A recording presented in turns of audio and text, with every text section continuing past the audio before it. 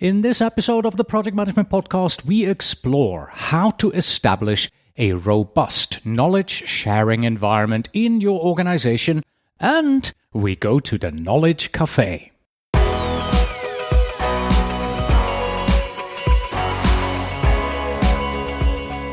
Hello and welcome back to the Project Management Podcast at pm-podcast.com.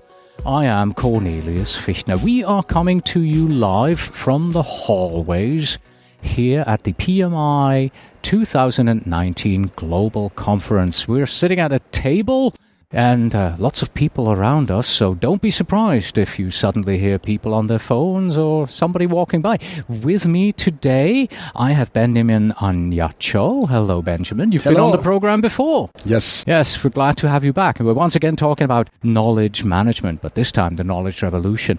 And with you is Bruce Moore. Hi. You are his co-presenter, I understand. I am, yes. And you just walked out of the presentation, right? Literally a few minutes ago. Exactly. Yes. How did it go? It went phenomenally. They're looking at each other, folks. It went phenomenally well, actually. We were both expecting, we didn't know what to expect with the topic, and Benjamin and I were saying how wonderfully it went. We had over 100 people that participated, so that's good. It's excellent. Yeah. So the topic was knowledge revolution, creating the right environment for shared project knowledge and innovation. Yes. And you had two learning objectives, and let's start with those maybe, and I'll read them out, and then whoever wants to take that, you can talk us through a little bit why you've chosen that one. So the first one is identify intelligent approaches to managing competencies, capabilities, and critical knowledge assets of the organization. Why did you choose that first one? Yes, well, thank you so much for having us, Cornelius. Basically, knowledge is one of those big things. Everybody seems to understand what it means, but nobody understands what it means. And there are so many competencies, capabilities at work, skills, expertise, deep smart of the employee or project managers. But this knowledge asset is so hard to transfer. Some of them, before you transfer knowledge, the first thing you do is to identify the knowledge. You have to identify. In the session today, I asked them how many people here know all that they know. Not even one hand went up. So the most important thing is to understand the knowledge that is resident in the employees. And the employees' knowledge is part of the employee knowledge is part of the knowledge asset of the organization, including intellectual capitals and capital and so on and so forth. So we need to, the knowledge management gives us the tool to identify this knowledge. When you identify them, you analyze them, then you can capture the ones that are capturable. You cannot capture every knowledge. And then if you can capture them, you cannot dump them into SharePoint or in a data lake. You correct this knowledge, index the knowledge, make the knowledge accessible, make the knowledge findable, usable, reusable across the enterprise. That's when it becomes knowledge management. So one of the learning objective is to identify approaches how to do this. And the next one is to develop the strategies to convert. The most important thing is to convert data to information, information to knowledge, knowledge to wisdom or to new knowledge. So because you can make decision with just data or information. The only information that is knowledge is the only information that is contextualized. So you have to contextualize information before it becomes knowledge. Then you can make a reasonable decision or a judgment, management decision with the information. And I think the second learning objective that Benjamin just talked about, Bruce, this is probably where you come in as well, because you are actually with PMware, and if I understood this correctly from what I saw about the presentation, you, Benjamin, you're more on the conceptual side, the framework, whereas you, Bruce, you are applied. How do we actually develop a software that then allows us to manage? Well, and just use the software that's available to us, right, to be able to have access to this knowledge.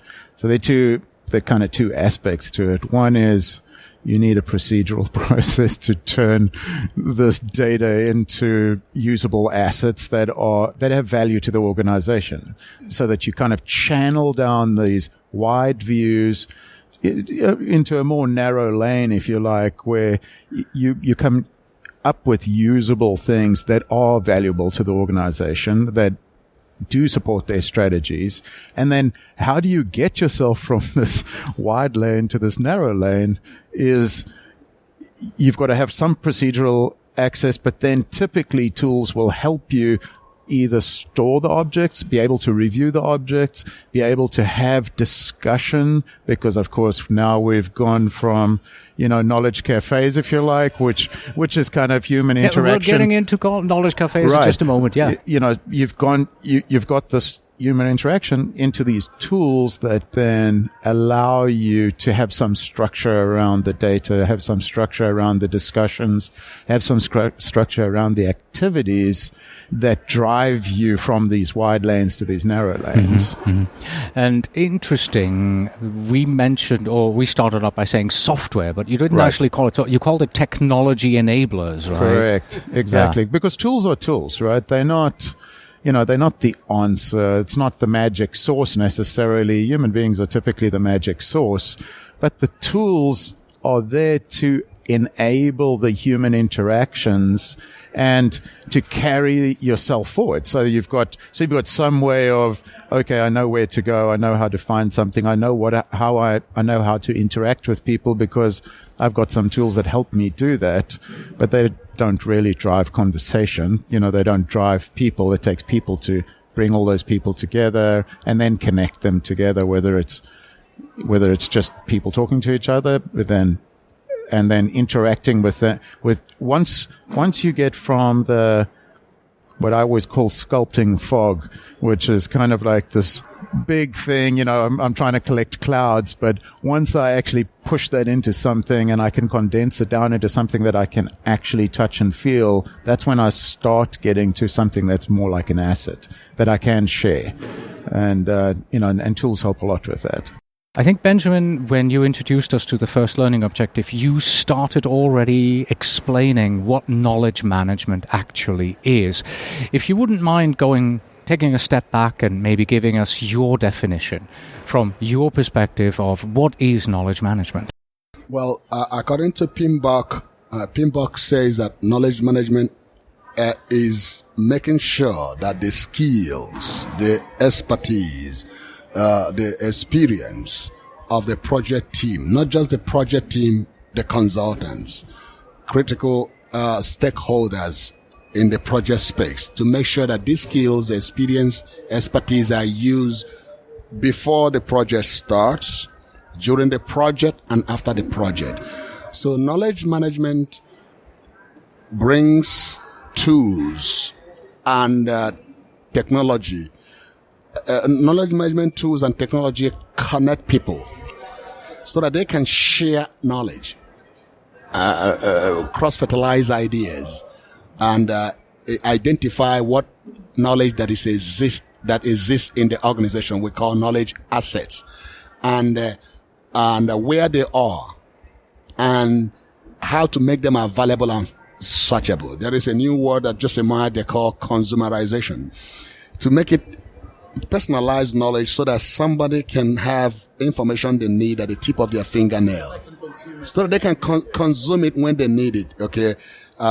So that's what knowledge management is all about. There are so many definitions of knowledge management, but look at this as we manage project. Project does not manage itself. We have knowledge. Knowledge is the most critical asset today in an organization. Knowledge is the new gold.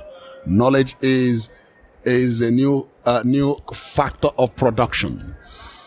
And if you have knowledge, and if knowledge is that important in the organization, so what do we do to make sure that the knowledge that is in the hearts or minds of people and the knowledge in machine, that the organization identify where they are and make sure that people find them, use them, reuse them, and people can collaborate, interact at reasonable time, create space where people can freely share the knowledge, so that knowledge we're going to talk about revolution. That's the knowledge will revolve in the organization. Mm-hmm. Bruce, do you have anything to add to this? Because from your perspective of the technology enablers?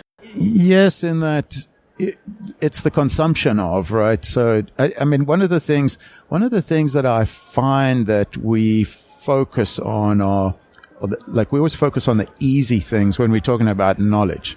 So we'll proceduralize things. We'll take project management's a great example, right? So, but projects aren't about project management. Projects are about business solutions and achieving business goals. So when we're looking at knowledge management, one of the challenges that people have is to stray away from, we need to proceduralize the business solution knowledge, the stuff that we're learning about our company, not about the way we do things. PMI takes care of that to some degree, right? They provide us these frameworks and so on to use. So I think that the tools allow us to kind of separate these things. We can have these procedures, we can have these standards, but now we can also have business environments where we allow different people who aren't normally that connected to, say, in a project environment, like the physical team, the actual leadership on the team. We're talking about the business people, the consumers of the solution we're creating. And now we're enabling those people to interact with what's the actual thing we're trying to solve? What did we learn about our business? What was the business problem? Why did we make the decisions we made versus, why did we solve this problem and why did we pick this solution versus, not just how we got there, but the why we did it. And that's what you're trying to get are these nuggets out of the smart individuals, because 80% of the knowledge is in people's heads, right? On their computers. So how do I take those people and duplicate that understanding, if you like, that thought process? How do I get that into my people? And I can use tools to help me with discussions, to point people to lessons learned, if you like, to point people to the areas of knowledge that you want. And if I can simplify that down, so I'm not, as my mother always says, ask the Google, then if I go and ask the Google, I get 16 pages of results, right? Well, it depends on which words I put in as to what answers I get back. So if I can streamline that a little bit, and tools help us do that. All right. You mentioned earlier, Bruce, the term knowledge cafe. I think you came up with that, Benjamin, right? Tell us about the knowledge cafe. The knowledge cafe was coined by a gentleman, David Gotin, in the United Kingdom. And I have tried different techniques, knowledge management techniques and tools and methods. And I stumbled onto Knowledge Cafe. I realized it was the most effective in generating a momentum, or I see it as a gateway drug to knowledge management because of the simplicity it offers to practitioners, knowledge users and knowledge curators. So in my organization, I've been, we've been bouncing things at the wall to see what sticks until I tried Knowledge Cafe. I got dozens of communities of practice who are meeting, and these are purely organic, and they are sharing ideas, helping each other, question and answer, mentoring each other, and so on and so forth. There's no management mandate. This is purely organic. And I felt there is a way, how can we get all these knowledge curators and knowledge users together to see what is happening across the enterprise? And Knowledge Cafe and Knowledge Fair came to mind. And because it was simple, the ground rules are pretty simple. It's very simplistic. Compare cafe to traditional restaurant setting that is a little rigid. So in a cafe style, everybody has equal voice, and there's no coercion, and it's a dialogue, not a debate. So there's no preconceived outcome. People just come to share what they, in a non-threatening space. People share their knowledge. So I called for the meeting, and we had about 61 people that attended. And after the meeting, it lasted for 4 hours. I'm not kidding you. 4 hours. After that, I sent them a survey. How many of you want us to have another knowledge cafe? 93% said they want to have another knowledge cafe. We had the second one. Send them a survey. 94% wants to have a second one. We had 87 that attended. So what am I saying? So Knowledge Cafe, when we come to Knowledge Cafe, it is like a knowledge fair. We want to identify what the organization knows. We want to know what is in the brain of people. Mm-hmm. Okay, so that and then when we know what we know, then we are going to ask the next logical question. Okay, what are we going to do with what we know? We know those knowledge that are becoming obsolete, know knowledge that we can capture, and knowledge we can share, and identify other avenues and appropriate technology tools. We call it enabler. We can use to capture them and how to make them available, searchable, and usable. So, like Bruce rightly said, there are 3 components to knowledge management. You have the people component, the process, and then you have the technology. But one of the pushback in knowledge management space is the emphasis has been on technology. And we assume that knowledge management, it's about SharePoint. It's about Wikipedia. It's about social media. But the people component is completely missed out. That is better. Knowledge management and the Knowledge Cafe actually places people at the forefront of knowledge because people first. Because when people came with those rules, they were rejuvenated. There was a sort of electric in the room because I told them, hey, nobody's going to hold you liable for anything you share here. All the errors and mistakes you share here, they all settle here. The ground rule has stated that nobody, but if it's in a formal setting, you couldn't say certain things. You understand what I'm talking about? Yeah, I get this. So let me get back to the fact that you said the people are at the front and technology takes the back seat here in the Knowledge Cafe. Is the intent of the Knowledge Cafe to also capture the knowledge that is being shared? Or is the Knowledge Cafe simply, I meet other people, we exchange ideas, we leave, and I learn something new? It's not going to get captured and documented anywhere. Beautiful question. And if it does, Bruce, this is then to you. Sure. How on earth do you capture 4 hours of 60 people talking? Beautiful, right? Beautiful question. This is my I'll leave now. No, this is a good question. Now, absolutely. David Gotin and I have called. We've interacted since I've known him because I want him to write a foreword to my book. And David Gotin, who designed or who coined the word Knowledge Cafe, his original idea was there should not be any note-taking in a Knowledge Cafe. The outcome, the deliverable will be the knowledge, what people learned in the cafe. Okay, that was so his it's people virgin, for people and the knowledge stays within the people. But within my context, I work for a executive sponsor, and I'm bringing a whole bunch of people who are highly placed in our organization, who are managers and directors. I'm bringing them for 4 straight hours. I could not get away with telling them, they just had fun. Right. So in my context, I kind of contextualize Knowledge Cafe in my organization. So I call it Knowledge Cafe, Knowledge Fair and Cafe. So that fair and cafe, that gave me the leeway when I gather them. We take note, every note that came from the table, a lot of knowledge jumping out from all over the place. We gather everything. We synthesize every knowledge, analyze them. They help us to formulate policies. So when I am the knowledge strategist of the organization, when I make recommendation to the management, it is based on everything that we have learned. And strategy is formulated based on the outcome of meetings like this. I give you an example. When we came to Knowledge Cafe, there are some open source tools or technology enablers, some community of practice we are using. You're not supposed to use open source. And they came there and said, we are using it. Why can't you guys get it for us? So it helps us to know some people are using open source. We say, no, you can use that, but this is the one that have been deployed. This one has been enabled and deployed. These are the correct, appropriate tools that you can utilize in your community of practice. And now we look at those open source to see if there's something we can do. Can we procure them, etc.? That's number one. Number two, after Knowledge Cafe, we realized that we need to develop a knowledge capturing program. So we have a knowledge interview program. About a few weeks ago, one of the top senior leaders that was leaving, I interviewed him for 6 straight hours, capturing a whole bunch of knowledge and wisdom, how he led innovation, he led leadership skills and everything in 6 hours. And that's going to be a treasure for the organization. So, but those ideas emerge from Knowledge Cafe.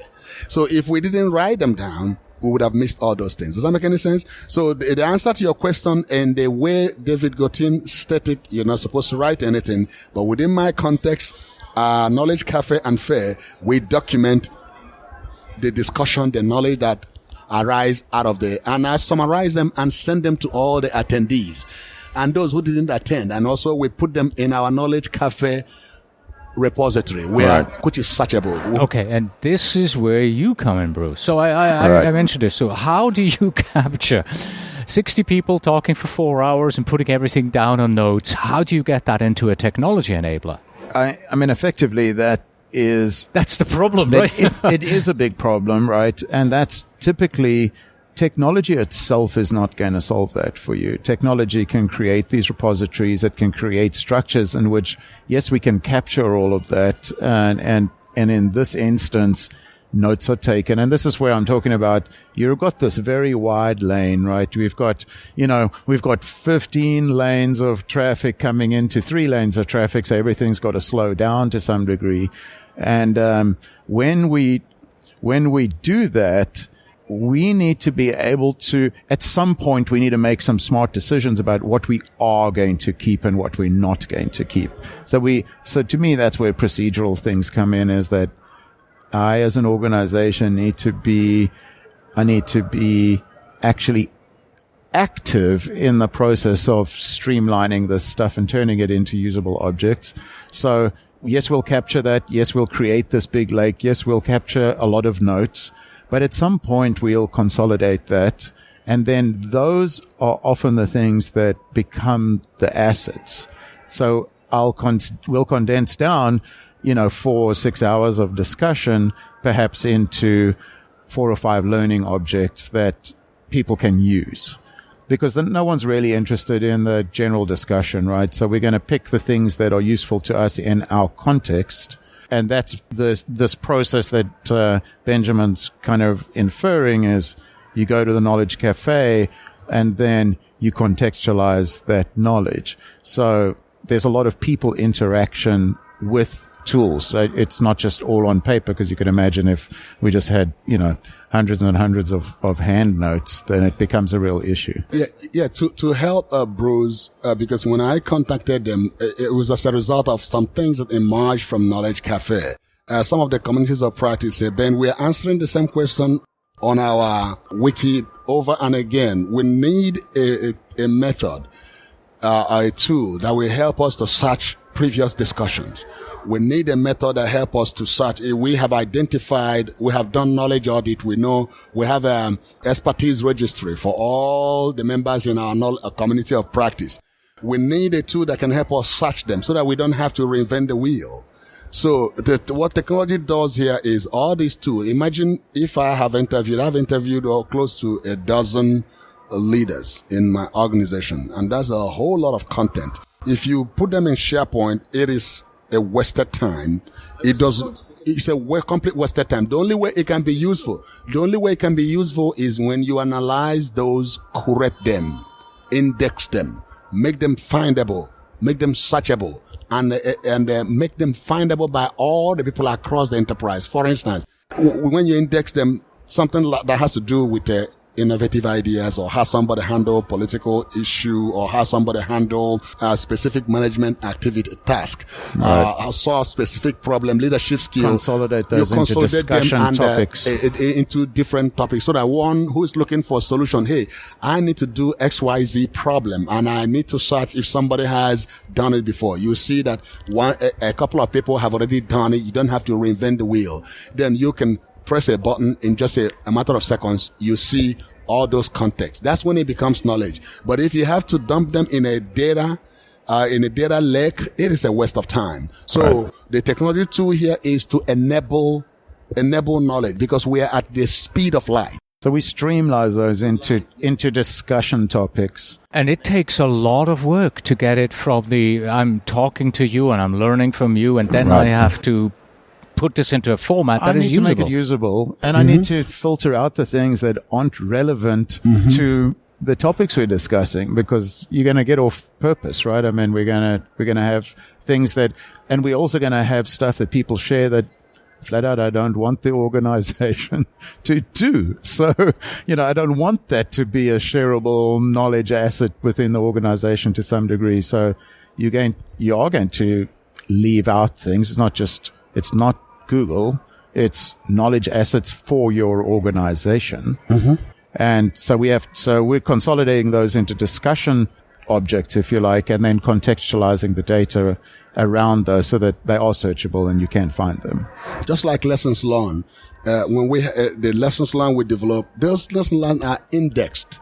Right. So that if there are specific lessons learned about a specific matter, a specific subject matter, they are indexed so that you can find those lessons learned. Because if you don't do it that way, it is not knowledge. If you have lessons learned in a project and you put them into different categories, into different learning, into different categories, so that will enable somebody who is looking for, before you start your project, let's assume it is risk analysis for a specific project. You can now search and review those specific, rather than just jumping into a lake of thousands and millions of lessons learned. You don't know what to do with them. So it needs a lot of work. Yeah. We are still in the process of that. It's not like it's a perfected work, but it's a work in progress. Because these things are organized, the tools index it for you. So it's not like you have to come up with your own index necessarily. The tools will index across common words, common phrases, those sorts of things. And okay. And, we're talking about tags. Exactly. And automatically added. It's automatically tagged because that's how the tools, the database basically indexes it for you, if you like. So that's how you find things quickly, right? Is that you can filter them down with tags, because I can give you predefined tags, or when you put in your own words, I can give you the best fit for what you're looking for. And when you search on Google, you put in 4 words, right? And then you get a search and it gives you one word crossed out. It's like, oh, I got 3 of them, but I didn't find this one. Is this useful or not? Yeah. Right? So makes it useful. Let me go back to the title page of your presentation. Okay. Knowledge Revolution, creating the right environment for shared project knowledge and innovation. Benjamin, what is the knowledge revolution? Well, there is a revolution happening without your knowing it, because a lot of events that are happening concurrently right now. 76 million baby boomers retire in 2029, and 11,000 of them retire every day. And knowledge is becoming obsolete more than ever. And a survey finds it that the millennials will job hop 20 times in their lifetime. Compared with baby boomers, some of them stayed in one job for 40 years. So when you have that environment, it means that there is a revolution that is happening. And there is a shift, there is a movement in terms of knowledge, and therefore organizations are beginning to catch themselves and are beginning to be caught unawares. So people are beginning to say, what are we going to do? I belong to ASHTO, Association of State Highway Transportation Officials, the community, Knowledge Management Committee. And you hear people from different transportation agencies saying that in 3-4 years, 30 to 40% of their employees will be retiring. If that's not a revolution, I don't know what it is. Yeah, all your knowledge is going away. Knowledge is going out. Knowledge is walking out of the door. Mm-hmm. In PMI 2017, more than 70% of the attendees are more than 45 years old. I'm part of that. Yeah, I'm part of that too. Okay, so, we're all raising our hands here. So there is a crisis that is looming, and in my opinion, it is going to be similar to the Fourth Industrial Revolution, because knowledge is jumping out of hand, and we do not have a plan. We are not ready for this, because many organizations talk about knowledge, and everybody acknowledges that it is a problem, but very few people do something about it. So, and several questions have come up. So how do we do it? Is it whose fault? How can I share my knowledge with somebody who wants to take my job? And some people would rather keep the knowledge. When they retire, they hire them as a consultant and pay them double. No, these are stark realities. So that's where the environment component comes in. So knowledge, you cannot force people to share their knowledge. What you do is to create the right environment. So organizations that want knowledge management, they are doing very well in that, because it's intentional. They are intentionally creating an infrastructure to intentionally creating the infrastructure to identify the knowledge, capture the knowledge, share the knowledge, reward people for sharing the knowledge, by the way, and not penalizing them for sharing the knowledge. So in the presentation, I had six principles that you can use to create a knowledge sharing environment. So, Benjamin, you bring up a good point with that, right? Is that we got this brain drain, if you like, really is what's happening. You've got all these people that have been actually in the organization for very long periods of time. They've driven, to some degree, they created a lot of things. We're also automating everything, AI this and, the Internet of Things. And so there are a lot of things that are being automated, but it's very hard to automate context and thought. And if you're not, with a revolution, really it's this thought of, if you're going to automate things, what is it you're really going to automate? What knowledge do you really want? And you need to be specific. You need to have a plan, if you like, to do it, because it's not going to happen on its own. And if it does happen on its own, it stays very immature, right? Because it just stays in little pools that aren't connected together. And organizations benefit when they are connected together. Very, very important to say that not every knowledge is critical. So when you identify the knowledge that is very critical. Machine can do that. So, and machine learning, machine does not learn in the vacuum. It is what you garbage in that you garbage out. So if there is no knowledge, if you don't have deep smart that knows what the organization knows the critical knowledge asset, then encode them in the machine. Talk to the machine. Machine will only learn what you tell machine. Machine doesn't just learn everything. So there has to be a process in place to identify what is critical knowledge asset of the organization. Those critical, then you can code them into the machine. Machine will do that, but the machine has limitation, like he said. The context. Knowledge is all about context. And it takes people to do that, actually. It takes people to do that. Yes, right. Yes. And, this is actually the answer to my earlier question. How do you go about taking the knowledge shared at one cafe, 60 people for 4 hours, and codify that? Because first you have to determine, what matters here? What is the important knowledge that we actually need to keep, codify, yes, and then put into a technology enabler? And that's Benjamin's steps, right? It's got Knowledge Cafe, and then you go to a Leadership Cafe, which is a much more pointed, strong, the output of that is kind of like usable objects. The output of Leadership Cafes are things that the organizations feel are useful, that warrant the discussion in a more pointed fashion. And then that's what gets turned into the learning. So that's that narrowing effect that you need to have. Yes. My next, I just started what I call Knowledge Leadership Cafe, which is a Knowledge Cafe 2.0. The intention was, this is not going to be just casual as Knowledge Cafe. It's going to be more strategic. So at Knowledge Leadership Cafe, the team looks at all this and begin to weed off out what is chaff and get the meat.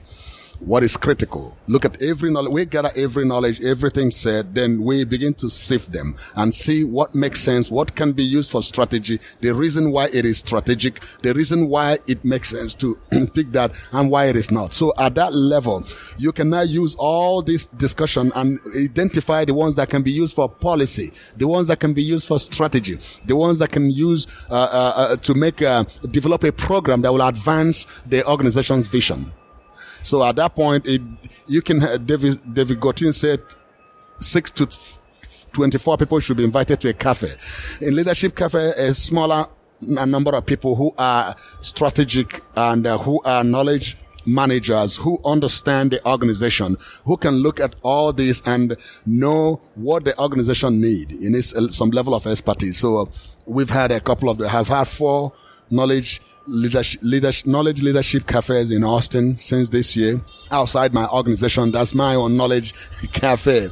And in that meeting, the last one we had, new inventions are emerging from the discussion. People are beginning to discuss at a casual level about knowledge they have at a certain level in a particular space that gives them the liberty to unleash their potentials. Well, let's unleash the potential of our listeners. To close the interview, I would appreciate it, Benjamin, if you and Bruce as well could give our listeners 1 or 2 takeaways that they can take away and apply on their projects and in their organizations tomorrow in regards to knowledge management. Yes, I told everyone that participated today that Knowledge Cafe is as simple as ABCD. You can call. If you're a project manager, there are 2-3 other project managers. You are sharing the same demon, encountering the same demon, the same problem. Come together for a cafe. Ask yourself, question. How are we sharing knowledge? What can we do to share knowledge better? Answer that. You're going to see how knowledge can evolve from that kind of discussion. And like we shared with the lady we met a few minutes ago, the project manager is strategically positioned to sell the concept of knowledge management. Create that linchpin effect, because if you like. Knowledge management it can never be a top-down approach, and it will never work as a bottom-up approach, but middle down. Project managers, that's where we are. We can reach top and reach bottom. Start Knowledge Cafe is simple. Call for a Knowledge Cafe. The tools, send me email. I'll send you the rule. David Gautin, if you go to his site, conversationalleadership.net, you will see the grand rule. Very simple. No preconceived outcome. Everybody is equal. No idea is bad. Just share knowledge. Hear from each other. No debate. It is a conversation. And I think you need to be intentional, right? It's fine to go and have discussions, but at the end of the day, we're not sitting in a true cafe on the Parisian Boulevard discussing the weather. We really are. We're within an organization. We're within an environment that we would like to answer things for. And so I think you need to be intentional. I think that you need to have an agreed approach, whether it's Knowledge Cafe, then Leadership Cafe, then, something. I think you need, I really like what Benjamin, what they're doing within their organization, where they have communities of practice. So define these communities, because that puts a fence around the discussion too, so that you can go somewhere with it, because otherwise you'll just have discussions and not go anywhere. And honestly, that people will lose interest in that. So the idea is to have an asset, and an asset is something that I have that has value that I can use. So I would challenge people to have that, be intentional and have some direction and start with the end in mind. Excellent. Thank you very much, Bruce, and thank you, Benjamin. Thank you. Thank you very much. Thank you.